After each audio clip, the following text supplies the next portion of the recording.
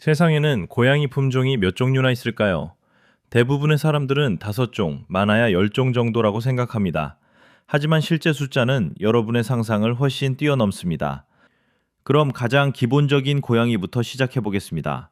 바로 우리가 흔히 보는 단모 집고양이입니다.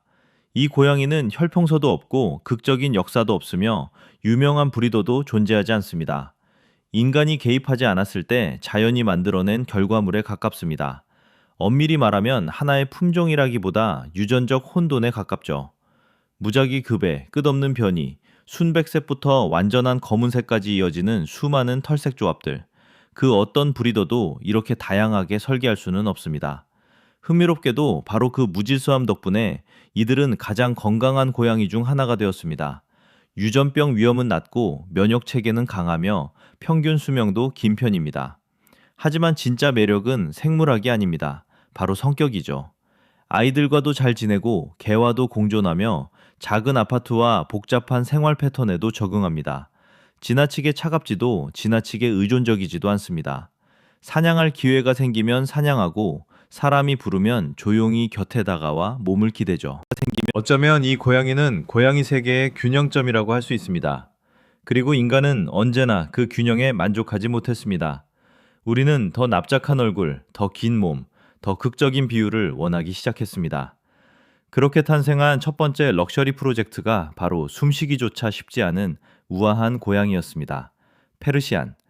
고양이 세계의 귀족이죠. 풍성한 긴 털, 느린 움직임, 그리고 세상 모든 것에 실망한 듯한 표정. 이 고양이는 자연 진화의 결과가 아닙니다. 철저히 인간이 디자인한 존재입니다.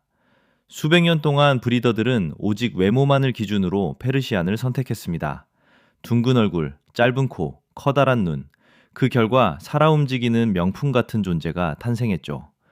페르시안은 조용하고 차분하며 예측 가능한 성격을 가지고 있습니다. 높이 뛰어오르는 일도 적고 사냥 본능도 강하지 않습니다. 부드러운 소파, 안정적인 루틴, 그리고 자신의 공간을 존중해주는 사람을 좋아합니다. 하지만 그 아름다운 얼굴에는 대가가 따릅니다. 압축된 기도 구조 때문에 호흡이 어렵고 눈질환과 치아 문제도 자주 발생합니다. 어쩌면 이들에게 숨쉬는 일조차 원래보다 조금 더 힘든 과정일지도 모릅니다. 다정하지만 연약한 존재, 자연보다는 거실을 위해 최적화된 고양이. 페르시아는 아름다움이 생물학을 이겨버렸을 때 어떤 일이 벌어지는지를 보여주는 대표적인 사례입니다. 그런데 인간은 여기서 멈추지 않았습니다. 이번에는 이런 질문을 던졌죠.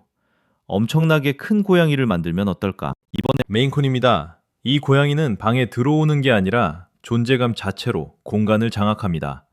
세계에서 가장 큰 집고양이 품종 중 하나로 몸무게가 10kg에 달하기도 합니다. 긴 몸, 거대한 꼬리, 그리고 스라소니를 떠올리게 하는 귀 끝에 털 장식까지. 하지만 페르시안과 달리 메인쿤은 실험실에서 만들어진 존재가 아닙니다. 혹독하고 추운 환경 속에서 자연스럽게 진화했습니다. 눈 위를 걷기 위한 큰 발, 겨울을 견디는 두꺼운 털, 그리고 마치 목도리처럼 몸을 감싸는 거대한 꼬리. 흥미로운 건 이 모든 강인함 속에서도 공격성이 거의 없다는 점입니다. 메인쿤은 온순하고 사교적이며 사람을 졸졸 따라다니는 것으로 유명합니다. 거대한 몸집의 조용한 동반자 같은 존재죠. 또한 일반적인 야옹 소리 대신 작은 새소리 같은 독특한 트리스를 냅니다. 처음 들으면 꽤 놀라게 되죠. 이것이 바로 자연이 균형을 무너뜨리지 않고 고양이를 확장했을 때의 모습입니다. 하지만 시선을 끄는 방법이 크기만 있는 것은 아닙니다. 다음 고양이는 관심을 원하는 수준이 아닙니다. 관심을 요구합니다. 샴 고양이.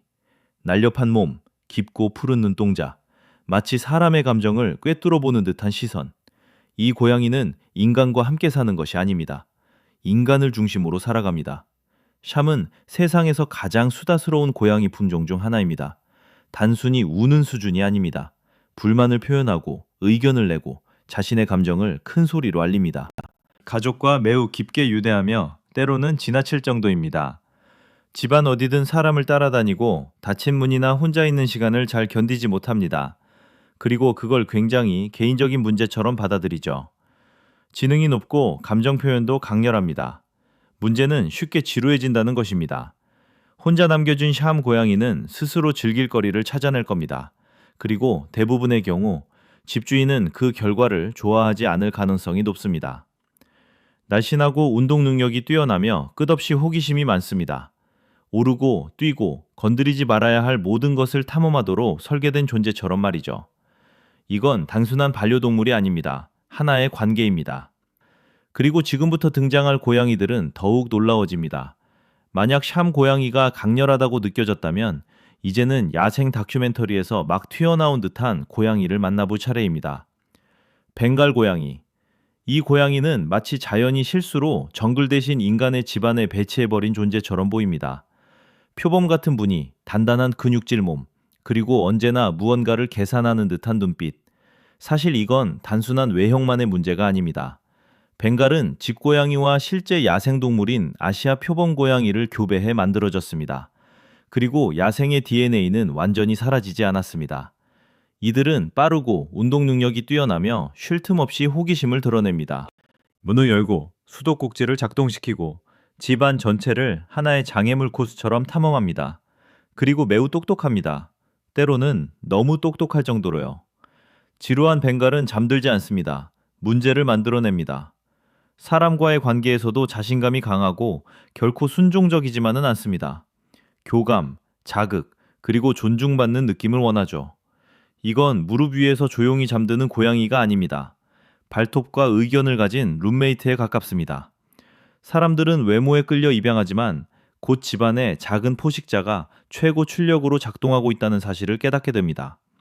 그런데 인간은 여기서도 멈추지 않았습니다. 이번에는 털조차 없는 고양이를 만들었습니다. 스핑크스. 네, 여러분이 상상하는 그대로입니다. 털이 없고 주름진 피부를 가졌으며 따뜻한 복숭아 같은 촉감을 가진 고양이. 처음에는 낯설게 느껴질 수 있지만 사실 스핑크스는 인간에게 가장 애착을 보이는 품종 중 하나입니다. 사람을 졸졸 따라다니고 몸 위로 올라오며 체온을 얻기 위해 함께 잠을 잡니다. 털이 없기 때문에 체온 유지를 위해 더 많은 에너지를 소비해야 하고 그 결과 더 많이 먹고 더 활발하게 움직입니다. 장난기 많고 사교적이며 감정 표현도 풍부합니다. 샴처럼 시끄럽진 않지만 늘 감정적으로 곁에 존재합니다. 이건 독립적인 고양이가 아닙니다. 분리불안을 가진 살아있는 온수팩에 가깝죠. 사람을 사랑하고 혼자 있는 거 싫어하며 가장 중요한 순간에 키보드 위에 올라앉고도 전혀 미안해하지 않습니다. 많은 사람들은 스핑크스를 약해 보인다고 생각합니다. 하지만 약한 게 아닙니다. 그저 매우 많은 관심을 요구할 뿐이죠. 그리고 마지막으로 등장할 고양이는 너무나 사랑스럽고 평온해 보이지만 사실 가장 불편한 질문을 남기는 존재입니다. 스코티시 폴드. 둥글고 부드러운 얼굴, 앞으로 접힌 귀 덕분에 늘 공손해 보이는 표정. 하지만 그 귀는 단순한 특징이 아닙니다. 돌연변이입니다. 스코티시 폴드는 귀 연골 이상으로 인해 귀가 접히는 유전자를 선택적으로 교배해 탄생했습니다. 문제는 연골이 귀에만 존재하는 것이 아니라는 점입니다. 관절, 뼈, 꼬리, 몸 전체에 존재하죠. 시간이 지나면서 많은 스코티시 폴드들은 만성 통증, 관절염, 움직임 제한을 겪게 됩니다. 심한 경우 아주 어린 나이부터 고통이 시작되기도 합니다. 조용하고 얌전한 성격으로 알려져 있지만 때로는 움직이는 것 자체가 아프기 때문일 수도 있습니다. 사람에게 다정하고 접촉도 잘 받아들이지만 크게 불평하지 않습니다. 그리고 바로 그 점이 가장 슬픈 부분입니다. 이 품종은 우리에게 하나의 불편한 질문을 던집니다. 만약 어떤 동물이 사랑스러워 보이지만 평생 고통 속에 살아간다면 그것은 여전히 사랑일까? 고양이들은 원래 생존자였습니다. 하지만 인간은 그들을 디자인하기 시작했습니다. 어떤 변화는 성공적이었고 어떤 변화는 그렇지 못했습니다. 우리가 너무 사랑하는 그 귀여운 얼굴이 사실은 그들이 매일 치러야 하는 대가일지도 모릅니다. 여기까지 시청해 주셨다면 좋아요와 구독 부탁드립니다. 그리고 댓글로 여러분의 고양이 이야기 역시 들려주세요.